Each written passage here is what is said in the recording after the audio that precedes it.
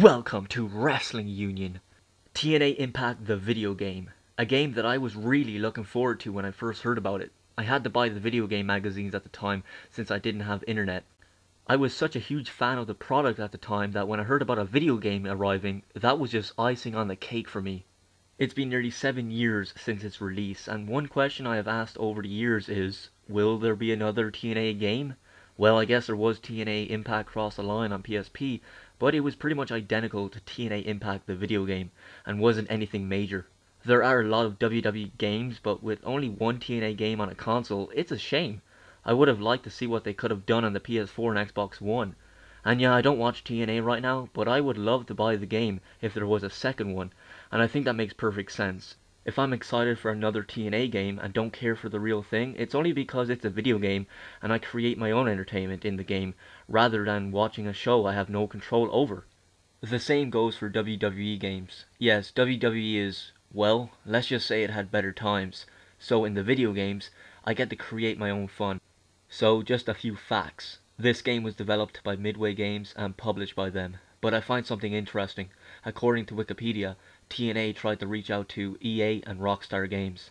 Interesting. I wonder how the game would have turned out if EA made it, or Rockstar. You know, I like to think a TNA 2 exists in an alternate universe, where another version of Wrestling Union already reviewed it. I do remember this opening to the game. It was a long opening actually, and didn't really serve a purpose to the game. You will probably watch this about once or twice, and then just skip it each time. I would have liked if this whole opening showed the game instead of the actual show, because after all, we're not here to watch. We are here to play. It did show some gameplay, but really, this was just a promotion to their actual show. They could at least have gave us the intro to TNA instead of this long opening. I know it's not a big deal, but it is a nitpick for sure. The main menu was never really that intriguing to me. It was so simplified and dumbed down to what I'm used to with the WWE games. And I'm sorry if I keep comparing the two, but with a free tool called GIMP, I would have created a better main menu. No, I'm not going to actually do that. Too lazy. But I like to think I could create a better menu using GIMP. I could be wrong though. I'm just saying. Not a lot of matches in this game either. It didn't have the typical matches like ladder matches, table matches, backstage brawls, and other matches we see at least more than once every year in wrestling. There was Ultimate X, which in reality is my favorite match to watch in TNA. But, like most good things, eventually you grow tired of it. I just feel the match became repetitive. Kicking a person off the cable, diving off it, reversing opponent's kick and falling down with them. It just got redundant, but at least I had my fun while it lasted. Obviously, the most important thing to have in a wrestling game is, well, wrestling moves. This game had them, of course. It lacked a lot of variety. I guess the developers ran out of time to include more wrestling moves, and maybe they wanted to get more moves in there, but didn't have the time. But I got to say, I do remember a lot of repetitive moves. Each wrestler had a similar moveset, which is not a good thing. There just wasn't much distinction between wrestlers. I would mention the knockouts too, but the game didn't offer knockouts. There was even this loading screen with Christy Hemme, which I came to learn that you'll be seeing this a lot. I think it's the only loading screen, at least outside of the story mode. What was the point of just one loading screen though? Christy Hemme wasn't in the game, so why have her on a loading screen? It never made sense to me. Before a match, it's typical for an entrance, right? Well, this game did have them, but each entrance is cut short right in the middle of it, which seems intentional. Even people like Rhino gets cut. I mean, he runs to the ring, and the game still fades to black in the middle of his entrance. The game fades to black in other entrances too. They just fade to black right in the middle of it, and I just have to ask, why? I have never enjoyed that. It annoyed me actually, and still does. So now for the gameplay. What was that like? At the time, it was quite different from what I was used to. It had a high-impact type of style, and not much focus on submission or laying down a lot. You were mostly on your feet, going back and forth. It was actually really fun. The controls are not my favorite in a wrestling game, but I eventually got better, and once I learned the controls, it was actually more fun. The AI seemed to be smart most of the time, at least for me, and offered a challenge, so they are not to be taken lightly. It was in no way groundbreaking gameplay, but it did entertain me for a while. The gameplay did become repetitive because there was not a lot of moves. There are nitpicks, like no referee to be found anywhere, but you can hear his voice. The commentary, it's not authentic at all. Don West and Mike TNA just shout random lines during gameplay, and they don't make conversation with each other. Instead, just have a few lines for each of them and they just shout it out a few times in gameplay. But since this is the first TNA game ever, I'll have to let this one slide, but it was worth mentioning. Yes, the game has many flaws, but what this game did pull off very well were the graphics. SmackDown vs. Raw 09 and TNA released around the same time, but when it comes to visuals, TNA was definitely the winner here.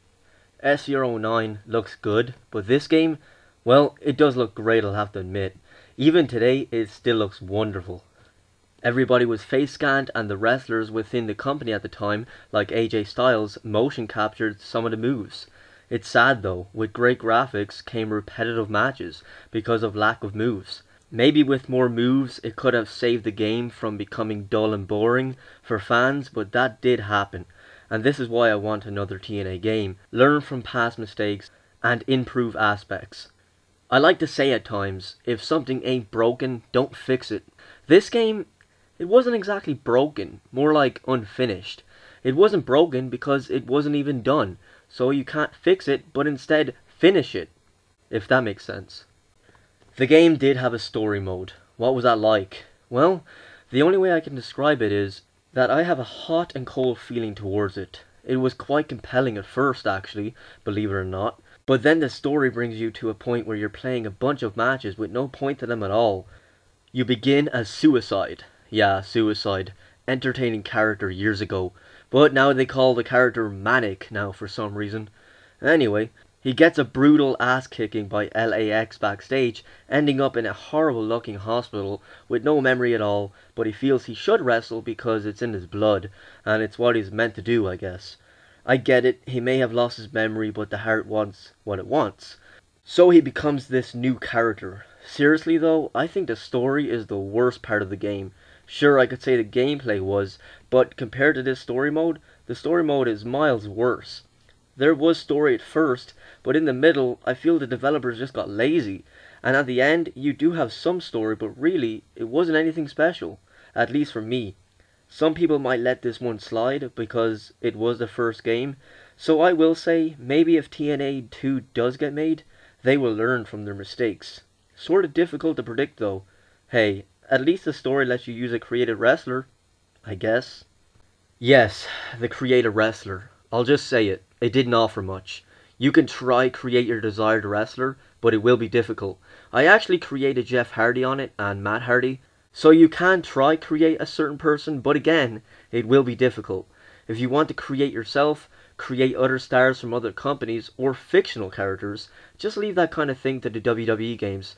Or other wrestling games that you know of that has a great create a wrestler feature. But when it comes to this game, sadly, it's dull, basic, and not intricate enough to keep you creating that many wrestlers. You might create one or two, but then just leave it. At least that was me. Best if you just play as the real wrestlers in the game. TNA Impact the video game. A wrestling game that is part of your collection and will probably never touch it again, or at least for a very long time. Now that I'm much older, my interest for this game is not the same as before, so I do want to see what Midway or another developer can do for a TNA game in the future on PS4 and Xbox One. Maybe one day we'll find out, but there is no sign of a new game right now, or at least while I'm recording this. So all I can really say now is, thank you for watching, I shall see you next time, but for now, please, take care!